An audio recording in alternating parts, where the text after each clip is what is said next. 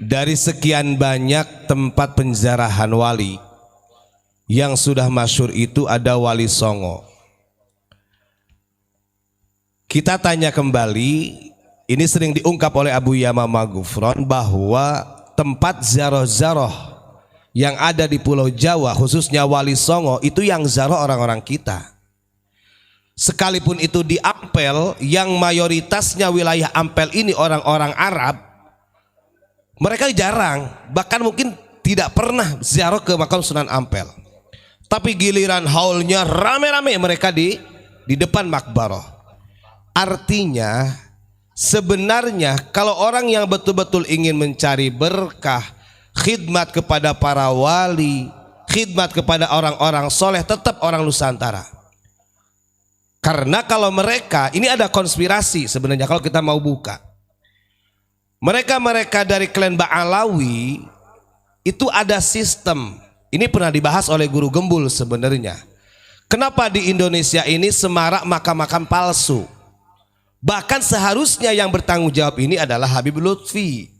Karena seringkali makam palsu ini yang dibinyahyakan. Dan ini sudah banyak orang-orang yang mengkaji sedemikian rupa, termasuk dengan keberadaannya Wali Pitu. Saya baca dalam historinya ada sesuatu yang membuat saya heran ya. Ternyata dulu itu Wali Pitu nggak ada. Masyarakat Nusantara mengenal istilah Wali Pitu ini di tahun 2000 awal. Karena di tahun 1990 ini ada seorang Habib yang bernama Habib Thayyib Zain Arifin Assegaf. Dia mengetahui dari 7 Wali Pitu ini melalui perjalanan ruhaninya, entah itu lewat mimpi atau secara ruhaniyahnya gitu kan. Bahkan pengakuannya ini kata Habib Thayyib Zain Arifin Assegaf ini, beliau diberitahu nama-namanya juga. Walaupun kalau kita tahu dari Wali Pitu ini justru yang orang kitanya cuma 3 kayaknya Gus ya, sisanya Habib. Ini pernah dibahas sebenarnya. Kita tidak pernah menafikan daripada orang-orang istilahnya yang berjuang, tapi kita harus paham. Ketika ini disandarkan bahwa Wali Pitu ini sebagai orang pemuka agama Islam di tanah Dewata, di Pulau Dewata, itu sangat salah kalau itu ada Habibnya. Karena selain Wali Pitu masih banyak wali-wali Allah. Kalau kita lihat Syekh Ismail itu beliau kelahirannya 18 sekian. Makanya saya sampaikan, yang menjadi alasan salah satu kenapa kita sampai ke Pulau Dewata ini, kita ingin menapaktilasi daripada salah satu mursyid Thariqah Qadiriyah wa Naqsabandiyah dari muridnya Syekh Ahmad Khatib Sambas yang bernama Syekh Ismail bin Abdurrahim.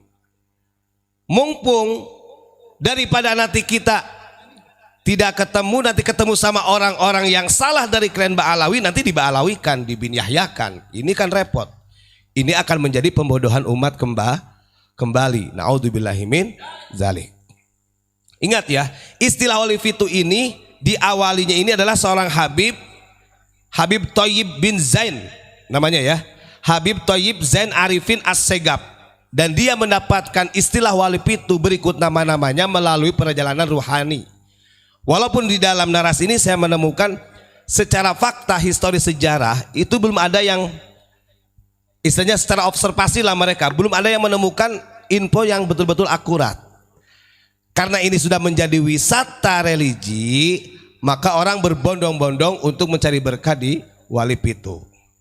Begitu ya, saya nggak begitu ingin komentar lebih luas tentang itu. Yang jelas yang harus saya sampaikan, jangankan Wali Pitu, termasuk Wali Songo dan wali-wali yang lainnya, contoh seperti di Labuan, itu berapa banyak ketika kita bersama Abu Yamamah Ghufron di Labuan itu ada makom yang dijadikan Habib juga di sana. Ini ada grand descent dari klan Ba'alawi yang menjadi bisnisnya mereka, yaitu mau disadari ataupun tidak, diakui ataupun tidak. Kita sering disindir oleh Abu Yamamah Ghufron. Kalau benar mereka mencintai wali-wali Allah, Wali Songo wabil khususnya, Mau nggak jarah mereka? Nggak mau mereka. Sekarang coba lihat yang berbondong-bondong zarah ke wali pitu, ada gak di para habaib? Nggak ada. Sementara makom para habaibnya ditongkrongkan, yang zarah orang-orang kita. Secara akidah, secara pribadi, nih ngapunten. Kadang-kadang mereka mengelak loh, kami ini orang Ahlussunnah wal Jamaah, kami punya kedekatan dengan Nahdlatul Ulama. Tapi urusan masalah ziarah dan lain sebagainya, hal ihwal, kemudian fi'liyah, amaliyah daripada Nahdlatul Ulama banyak yang mereka tentang.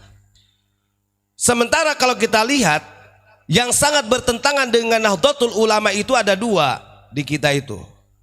Kalau Muhammadiyah nggak terlalu, Syiah sama Wahabi. Artinya ini ada indikasi lah. Secara pribadinya mereka gak senang dengan masalah ziarah. Karena mereka sudah ada di Indonesia, akhirnya pura-pura senang. Itu mau disadari ataupun tidak. Gitu ya. Makanya kalau menurut kami ya, ketika ada orang yang mengatakan Habib A, Habib C yang ada di Bali ini sebagai penyebar Islam di Bali, saya katakan sangat salah. Masih banyak ulama-ulama kita, wali-wali Allah yang memang asli terah Nusantara. Sekarang kalau memang orang itu Habib Thayyib, Zain Arifin Assegaf ini dia memang punya kasyaf, kenapa kok yang muncul cuma 7 nama tersebut dijadikan wali pitu? Ini kan ada persaingan bisnis, wali songo, wali pitu, bahasanya begitu loh. Harusnya para wali-wali Allah yang lebih sepuh itu ada dalam ruhaniyahnya, artinya ada informasi ikhbar, entah itu ilham atau apa kan begitu. Yang jelas-jelas mursyid thariqah TKN saja ditenggelamkan. Nah ini tidak ada kejujuran kalau menurut saya. Dan itu dibukukan oleh Habib Thayyib Zain itu di tahun 1992 atau berapa lah gitu. Dan itu baru muncul istilah wali pitu itu di tahun 2000.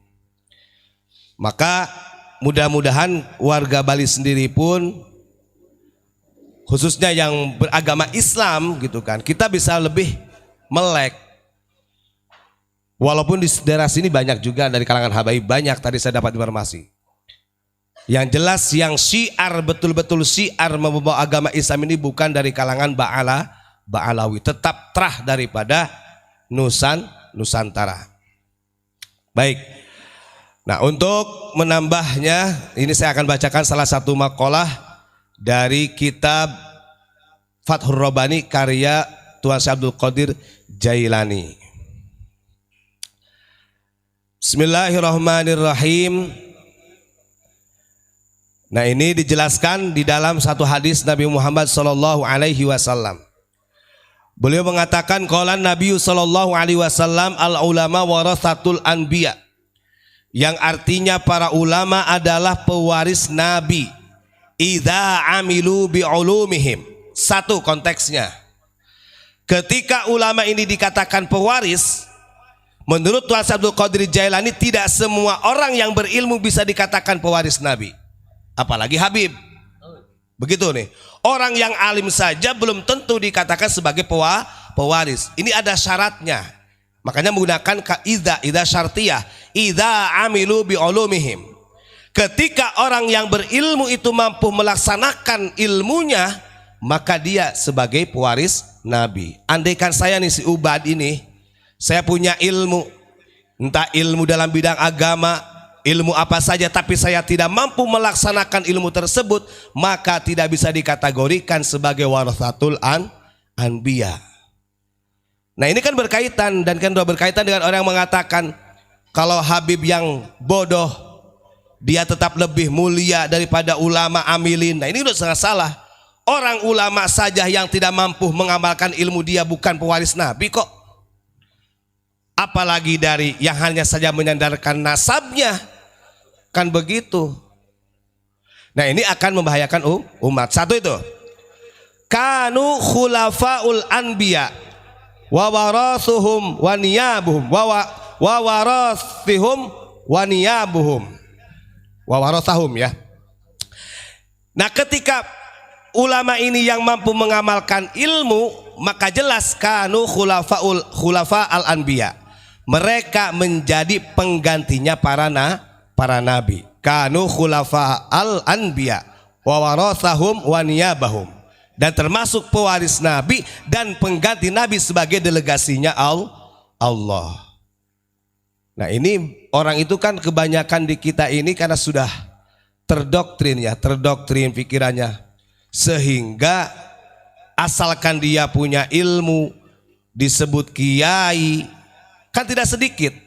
Ini yang terjadi nih. Seperti di Jawa Barat itu, ini kan lagi rame-ramenya polemik nasab nih. Saya tadi baca ada di YouTube itu, yang ngapunten Kiai Haji Miftah Fauzi ya. Dia mengomentari Kiai Banten yang sebenarnya bukan membatalkan nasab ke imam itu, artinya menelusuri keabsahan secara tesis ilmiah Kiai Imad itu. Ini kan sama-sama Banten. Muncullah artinya pembelaan, pengkanteran dari Kiai Haji Miftah Fauzi yang mengatakan seakan-akan Kiai Banten yang membatalkan nasab ini tidak ada ilmunya. Yang lebih hebatnya lagi katanya, kalau sampai berani membatalkan nasabnya daripada Ba'alawi, berarti ilmu semuanya akan hilang. Ini kan berlebihan. Nah, beliau ini kan Kiai Miftah Fauzi ini orang Tasik, aslinya Pandeglang. Ya minimal gak apa-apa ketika engkau membela habaib, jangan sampai merendahkan ulama Banten sendiri. Ini yang akan membuat kecewa umat Islam, wabil khusus orang Nusantara. Kan begitu.